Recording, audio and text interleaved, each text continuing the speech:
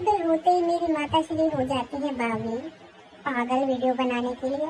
तो सुबह सुबह इन्होंने उठते ही कर दिया अपना कैमरा ऑन और मुझे इन्होंने किया बहुत ज्यादा परेशान। सुबह सुबह उठा के बहुत ज्यादा प्यार किया, बहुत ज्यादा ही प्यार किया, पूरा कचोड़ दिया मुझे।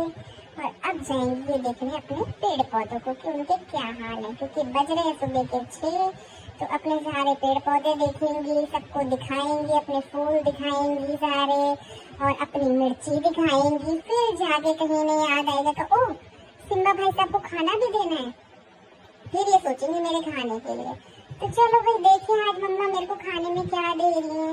तो मम्मा दे रही है मुझे खाने में पम्पकिन सूप और मेरा फेवरेट पनीर।